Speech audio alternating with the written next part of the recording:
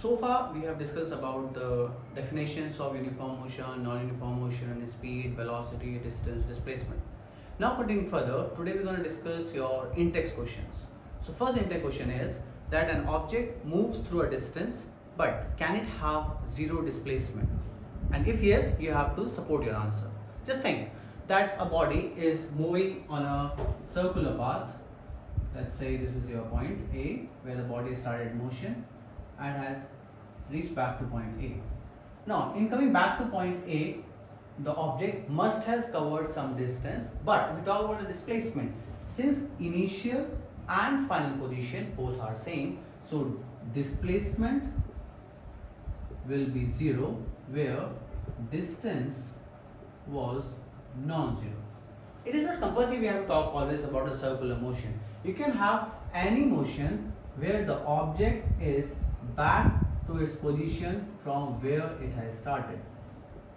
So every time whenever initial and final positions of the body is same, it will always have zero displacement. So your answer will be yes, it is possible to have zero displacement, and for support you can give any of these examples. Okay, now moving to the next question. We have a farmer is moving around a square field. So we have a square field, and you know what a square is, where all the four sides are same. So we have a square field whose dimensions are 10 meter each. Every side measures 10 meter. And to complete one round, farmer takes 40 seconds.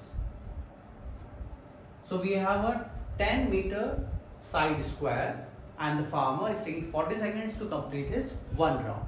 You are supposed to calculate the distance after displacement after 2 minutes and 20 seconds.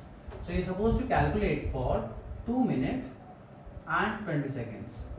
Since the time was given in 40 seconds, so we have to convert this 2 minutes 20 again in seconds only. So 2 minutes will give you 120 seconds plus 20, we have 140 seconds. So now you are supposed to calculate the displacement after 140 seconds. Now let's go back to the figure now. Let's say the farmer starts from point A. Since he is completing one round in 40 seconds, so after 40 seconds, his position will be same from where he has started. I believe you all agree. Again after 40 seconds means the end of 80 seconds, his position will be again the same. Then again after 40, that is 120 seconds, his position will be same. So after every 40 seconds, he is completing the round. So displacement will be 0 after multiples of 40. Now we are left with 20 more seconds. You have to find out what is the displacement for 20 seconds. If complete round is for 40, so half round will be for 20 seconds. So point C will be the farmer's final position after 2 minutes and 20 seconds.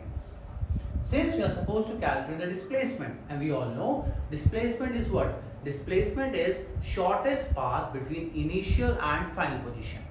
Here initial is A, final is C. You are supposed to find out the shortest path between the points AC. Now we have to measure what is AC.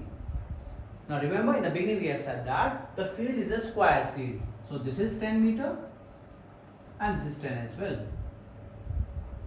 Now as you can see in a square we have right angles at every edge. So here we have 10 meter, 10 meter. This is supposed to calculate and this is a right angle. So we can call it a right angle triangle as you can see.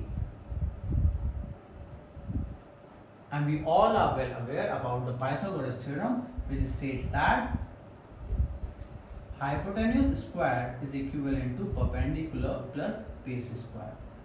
In our this triangle, hypotenuse is our AC, perpendicular is our BC, and base is our AP. So we have BC, that is 10, 10 square will be 100, again 10, 10 is square 100, square root of 200 will give us AC. This 200 we write as 2 into 100 square root. Square root of 100 is 10, so we have 10 root 2. and root 2 is equivalent to 1.41. So we have 10 multiply 1.41, which is 14.1 meter.